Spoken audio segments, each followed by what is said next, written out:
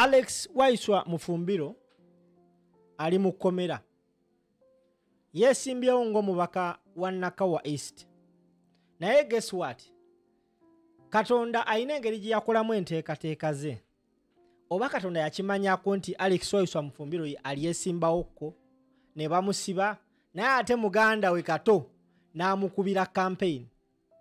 Abantu b'e Nakawa olwaleero badde baaniriza His Excellency Robert Kyagulanyi Ssentamu Bobi Wine. Naye guess what? Muganda we akutte microphone okwogera because Alex yabadde akyazizza.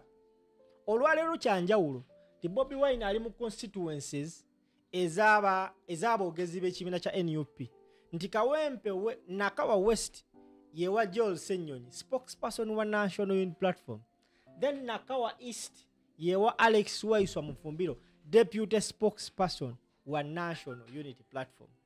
Naye njagala nkulage engeri muganda wa Alex Waiswa Kato gya blendings oba gyakuttemu ekintu nga mbutuufu oyinza okulowooza nti Alex Waiswa yali ku stage. NUP n'engeri gyetambuzaamu ebintu byayo mu butuufu nga byetaaga kunoonyerezaako. Njagala olabe clip eno ate gitambuze. Make sure you subscribe, tap the bell, and of course share the video to as many people as you can. Abasinga abamu bampita Waiswa, abalala bampita Kaito, abalala bampita muganda we, abalala bambuuza oba bamutadde. Naye nga mu byonna neebaza Mukama Katonda nti nno nsobodde okubeerawo nga kaboni kopi ya Waiswa bwe bazaala ku lunaku lwe lumu, bwe bazaala mu lubuto lwe lumu, neembeera nga wendi okubeeramu mu abantu.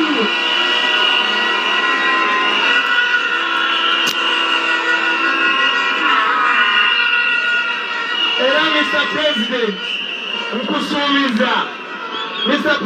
nkusuubiza paka ng'ennaku z'omwezi 16 teriyo kugoowa ku kya Waiswa paka ng'afunye obwammemba bwa Paalamenti mu Nakawa.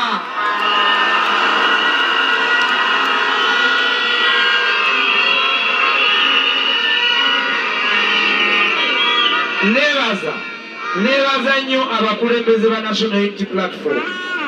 Mwenna mbitiirya mwembeebaza. Neebaza mukama wa Waiswa asookerwako Joel Ssenyonyi Lopuwa ku Mr. President. Akoze nnyo okubeererawo Waiswa. Neebaza Sekretary General waffe. Buli ddakiika mbuuza bitambula bitya.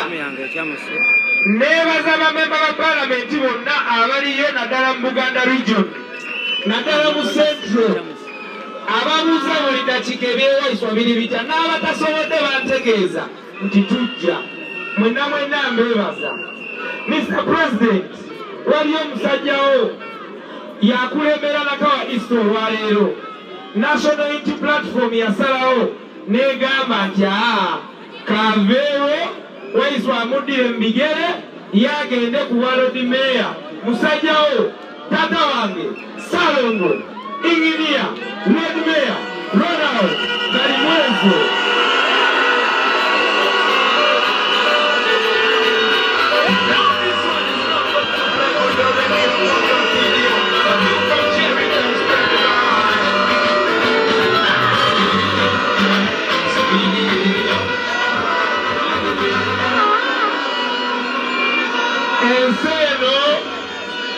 Bana abasajja bagezaako nnyo tujooga, naye Katonda atulaga nti buli kimu kiri ku saidi yaffe. Katonda atulaga buli kimu kiri ku ki?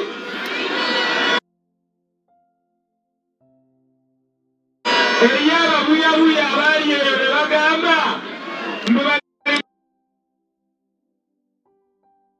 muwangula, ne batandika n'okwogera nga bagamba mbuno kakati ekibuga kikulemberwa Salongo.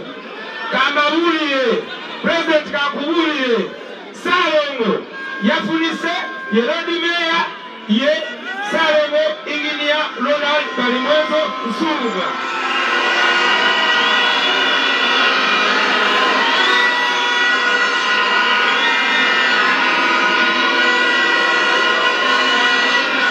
Ebya Katonda webikolera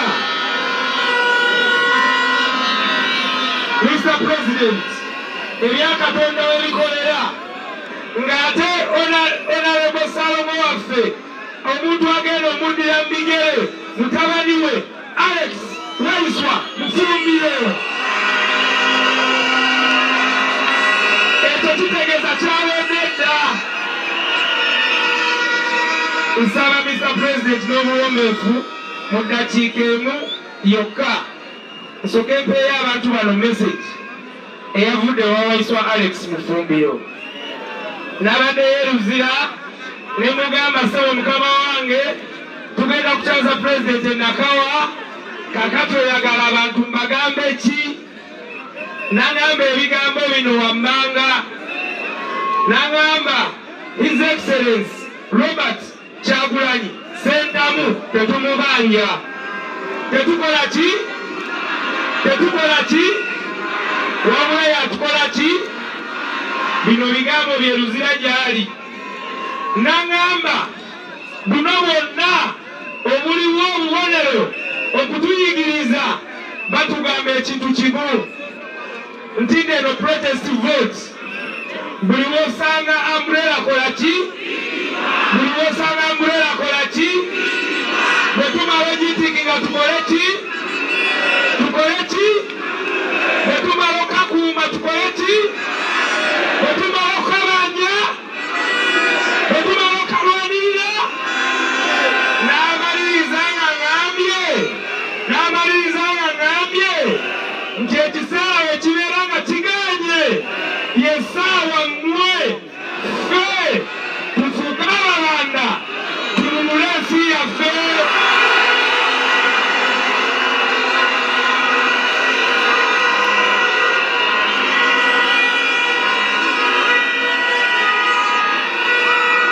Mbasaba nga mmaliriza waliwo abantu babiri ebiseera ebisinga bwe mba njogera ne bwe mbadde muddo tudo nga ntambula nammwe.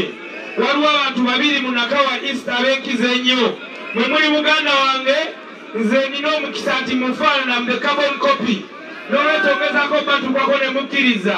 Naye waliwo omwana omuto gwe bayita Kaija Beri bassebo ne bannyawo omwana oyo mumulabiranga ddala. Sigenda kumala budde ngenda kusaba essaawa eno mpite taata wange mpite roadimeya Ntako mpite inginiya mpite nanyini kibuga omupya inginiya Salomo Ronald Kalimwezo. Alright, that is Kato muganda wa Alex Waiswa Mufumbiro nga amazima bw'olaba bw'owulira ngeri gy'ayogera ne bw'afaanana olabira ddala nga mbutuufu eddibu lya Alex Waiswa Mufumbiro National Unity Platform mu magezi yali gasi. Tambuza video.